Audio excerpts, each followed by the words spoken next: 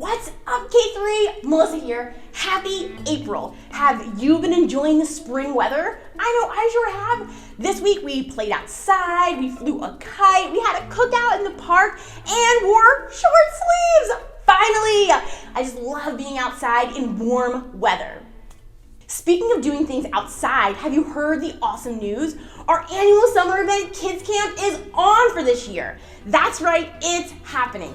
Kids Camp is a 3-day outdoor camp for kids ages 4 through entering 5th grade, and I guarantee you it will be one of your most epic memories of your summer.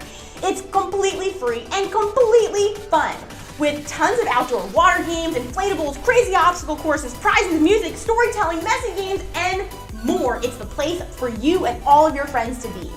This year, Kids Camp is happening July 14th through the 16th from 9 a.m. to noon. Who can you invite to camp? Get your parents to sign you and your friends up today at ccplive.com. Today, we're jumping into a brand new series called Reconnect. In this series, we're talking all about the word peace. Peace is proving you care more about each other than winning an argument. So if you've had an argument and you feel like your relationship is broken, peace can help you rebuild the argument. It's like building a bridge. More on that later. And the idea of building a bridge and focusing on peace reminds me of our brand new memory verse for the month of April. It's from Romans 14:19 and says this: "So let us do all we can to live in peace, and let us work hard to build up one another." Like building a bridge. Let's say that one more time. So let us do all we can to live in peace, and let us work hard to build up one another. Romans 14:19. Great job! Let's make sure to be practicing that all month long. Before we jump into worship and our lesson taught by Orange Kids, let's play a game. This game's called Dot Race. Here's the idea. Your job is to choose the colored dot that you think is going to win the race. Choose the right one and you win. Yes, it's that simple. Cheer for your dot, and if you've got family or siblings around, encourage them to pick a dot of your own. How many times will you choose the winning dot? Let's see.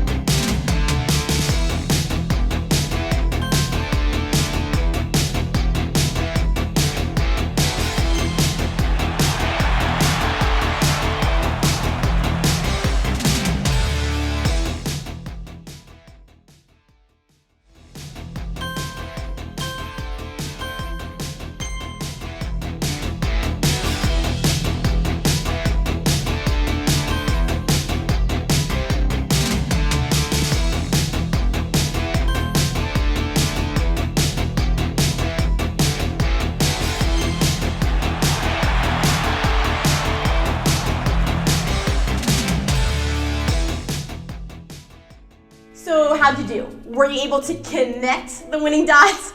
Get it? Connect the dots like in the art game? Okay, I'm done. Were you and your dot able to stick together? Okay, seriously, I promise I'm done. In today's story, we'll be discovering that when connecting and helping people stick together, it's like building a bridge. And it takes the right type of glue. So stick around and we'll dive in. Okay, I'm actually done now. Just count down with me. 3, 2, 1. Inspired by the book of Colossians, chapter 3, verse 15. In a letter written to the Colossian church, the Apostle Paul wrote, "Let the peace that Christ gives rule in your hearts. As parts of one body, you were appointed to live in peace and be thankful. Now let's see what that truth may look like played out in our lives today.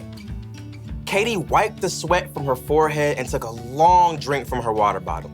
How is it this hot in April? She looked back at the long patch of scrubby ground on the corner lot by Miss Watson's house. Her friends, Caleb and Nona, were both pulling weeds too. I thought we'd be done before lunch. It'll take us days to clear out all this brush. All three kids lived in the same neighborhood and were in Mr. Benson's 7th grade social studies class. It had been Katie's bright idea to start a neighborhood garden for their community service project. Well, we have to finish, unless you want to fail social studies. Even though the friends had been working for a couple of hours already, they'd only cleared the brambles from a small patch of land at the corner. Even when we finish pulling weeds, we still have to dig up the dirt. Yeah, and plant the seeds and water them and stuff. Look, we just need to get it done. I really want an A, okay? Let's use what we've cleared so far and pick one thing to plant. Sunflowers. What? They're big. They're bold. They'll brighten up the whole neighborhood. I don't want to plant flowers. Katie did a quick search on her phone for backup. Plus, you aren't supposed to plant sunflowers until summer. That's a big fat fail for class. Well, it feels like summer. We should plant a pumpkin patch. I mean, how awesome will it be to have all the little kids come right here to get their pumpkins in the fall? That's like half a year away. You guys, Plus 2 words, pumpkin pie. 2 more words, is disgusting. Katie jumped right between her sparring friends. you guys, we need something easy that will actually grow now before the end of the school year. I looked it up. She held up her phone and showed them a picture of small flowers with viney green stalks. What are those even? You have got to be kidding me. Katie checked her screen again. Petunias. We can plant them right here by the stop sign. They grow super fast, we'll get a good pick for class, and then we're done. I thought the whole point of this was to help people. Petunias are nice. This is ridiculous. Something that small will just get overrun by all the weeds we haven't pulled. You got a better idea? Yeah, sunflowers. You know, something big and beautiful. Or pumpkins. Katie ripped off her gardening gloves and hurled them into the dirt. Fine. Do your own community service project. You're quitting the garden? It's not a garden, it's a weedy dirt patch. I'll do my own project. Katie grabbed her water bottle and her tools and stalked off. I cannot believe them. At home, Katie kicked off her muddy shoes and hurled her dirty gloves on the floor. How'd it go, sweetie? Awful. We hardly cleared any weeds, and Nona and Caleb wouldn't listen to my idea about what to plant. It is a pretty big project. I'm doing my own. Isn't it a group thing? Nona and Caleb don't even care about the grade. They want to do all this stuff with pumpkins and sunflowers and stuff we'll never even finish. I get it. It's a lot easier to keep it small, but it's up to you whether you want to hold on to being angry or go make this right with your friends. They started it. Look, God designed you to be at peace on the inside, peace with Him and with others. Okay, yeah, I don't know where to start. You could start with more help. I bet Miss Watson would be willing to lend a hand since that weedy patch is right by her yard. Maybe. Oh, and Mrs. Garcia is always trying to start a garden in their backyard, but she says it's too shady. Maybe she'd like to help. Katie nodded slowly. After lunch, she took a trip around the neighborhood and spotted Caleb shooting some hoops in his driveway. Then she dragged him across the street to knock on Nona's door. You realize I don't want to talk about this? I don't want to talk about this. Just give me a minute. Both of you, please. Caleb and Nona stared at Katie, arms crossed. I'm really sorry. I got so stuck on making an A that I didn't listen to your ideas. I was just so hot and frustrated. Katie's friends waited. I talked to Mrs. Watson and the Garcias and that family with the little kids by the stop sign. They all want a garden, like a big vegetable garden. They want to help us. Really? We could clear the lot pretty fast with that much help. And we can plant everything, tomatoes and beans and carrots and sunflowers and pumpkins and whatever people want to eat. We'll have to help keep it up over the summer, though. All the way to pumpkin season. Exactly. Okay, I'm in. Caleb gave Katie a high five. Then they both turned to Nona. She hesitated. Okay, sure. But you're not gonna get me to eat pumpkin pie, because sweet potato is way better.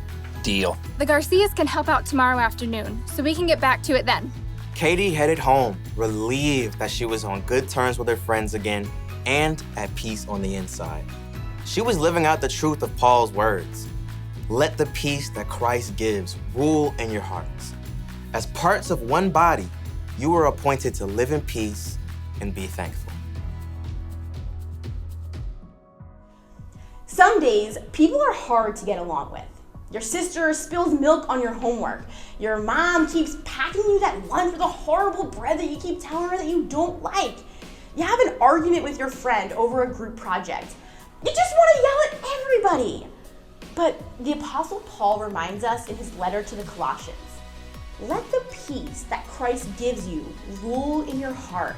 As part of one body, you were appointed to live in peace. You see, it's your job to make peace with the people around you. It's one of the things we were made for, but we don't have to do it alone. We can have the peace that Christ gives. That kind of peace is strong and powerful. It's the glue that holds relationships together. So if your sister spills milk on your homework, be quick to forgive. If you're in an argument with a friend, be patient and listen. And if you feel like yelling at everyone, breathe. Count to 10 or yell into a pillow, or better yet, ask God to give you peace. Don't throw away a relationship without thinking. Peace is more important than being right. Here's the one thing to remember today. We can make peace with others. Let me say that again. We can make peace with others. So think about who you might need to make peace with this week and how you can take the first step. You might need to be a little creative, and you'll definitely need some courage, but it will be worth it to reconnect. We promise. Speaking of promise, one of the best ways to remember God's promise of peace to us and a way to reconnect with God weekly is through worship. So stand on up, K3. Let's get moving with our April songs. And don't forget to pre-register for Kids Camp at ccvlive.com. Have a great week, K3. Peace out.